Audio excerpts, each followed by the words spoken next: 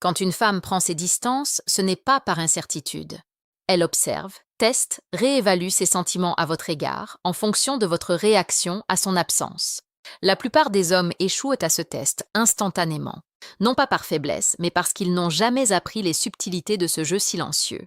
Dès qu'elle se tait, se retire et commence à vous ignorer, votre instinct vous trahit. Vous vous rapprochez, vous envoyez plus de messages, vous essayez de réparer les choses. Et sans vous en rendre compte, vous anéantissez le peu d'attirance qu'elle avait pour vous. Car la distance n'est pas synonyme de confusion, c'est une forme de communication. Voici la vérité, aussi dérangeante soit-elle. L'attirance grandit avec l'espace, pas sous la pression. Plus vous tentez de combler la distance qu'elle a créée, plus vous cautionnez sa décision de s'éloigner. Vous confirmez que votre état émotionnel dépend d'elle, et la dépendance est le moyen le plus sûr de perdre son respect.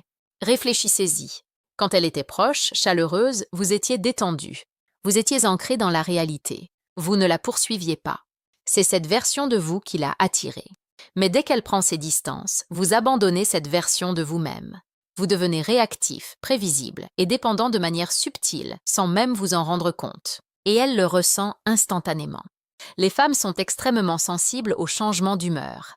Non pas à ce que vous dites, mais à ce que vous ressentez. Vous pouvez envoyer le message parfait, mais s'il est motivé par l'anxiété, elle le perçoit immédiatement. Et dès qu'elle sent que vous essayez de reprendre le contrôle, elle s'éloigne encore davantage. Alors, que faire? Rien. Mais pas ce genre de silence dicté par la peur. Celui qui découle de la force. Vous ne la poursuivez pas. Vous ne vous interrogez pas sur sa distance. Vous n'essayez pas de la reconquérir. Vous vous repliez sur vous-même et devenez inaccessible, exactement comme elle l'est devenue. C'est là que la plupart des hommes se trompent. Ils pensent que le silence est une tactique pour la faire revenir. Ce n'est pas le cas. Si vous agissez ainsi par stratégie, elle le ressentira aussi. Cela ne fonctionne que si votre silence est sincère.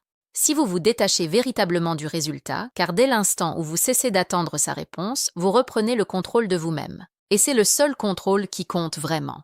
Lorsqu'elle vous ignore, elle attend une réaction. Elle s'attend à ce que vous craquiez, que vous la contactiez, que vous lui demandiez ce qui ne va pas. Et lorsque vous ne le faites pas, quelque chose change en elle.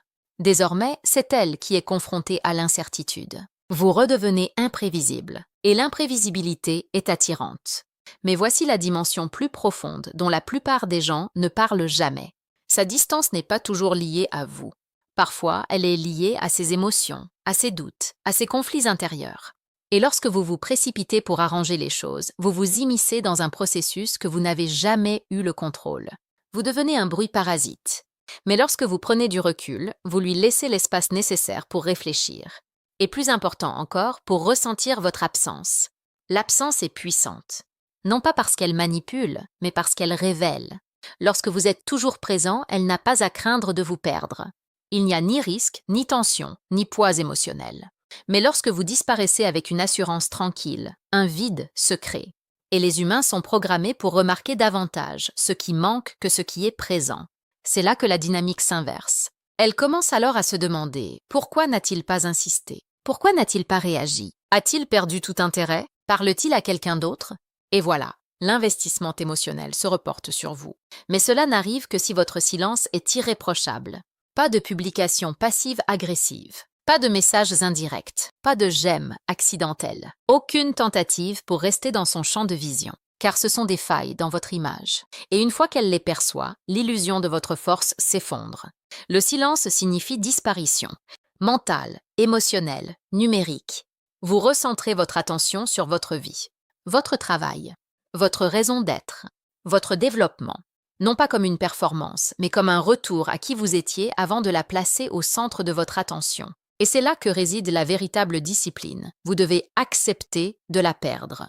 Car si votre silence n'est qu'une forme d'attente, vous restez attaché, vous espérez encore, vous dépendez encore d'un résultat que vous ne pouvez contrôler. Et cette énergie finira par transparaître. Mais lorsque son retour est optionnel, non nécessaire, quelque chose change dans votre comportement. Vous retrouvez vos repères. Vous êtes détaché, calme, dangereux d'une manière discrète. C'est cette version de vous qui l'a attirée au départ. Et si elle revient, vous ne récompensez pas son éloignement par une attention immédiate. Vous restez mesuré, vous restez maître de vous. Vous ne lui demandez pas où elle était, ni pourquoi elle a disparu. Vous observez, vous la laissez s'investir. Vous la laissez regagner l'accès qu'elle vous a accordé, car le respect ne se donne pas, il se maintient. Et si elle ne revient pas, vous avez quand même gagné. Parce que vous ne vous êtes pas perdu à courir après quelqu'un qui s'éloignait déjà. Vous n'avez pas imploré des explications de quelqu'un qui a choisi le silence. Vous n'avez pas diminué votre valeur pour retenir son attention. Vous avez tenu bon. La plupart des hommes pensent que le but est de la reconquérir. Non, le but est de devenir l'homme qui n'a pas besoin de sa présence. Car c'est cet homme-là qu'elle ne peut ignorer. Alors, la prochaine fois qu'elle prendra ses distances, souviens-toi de ceci, ne comble pas le silence. Sois calme.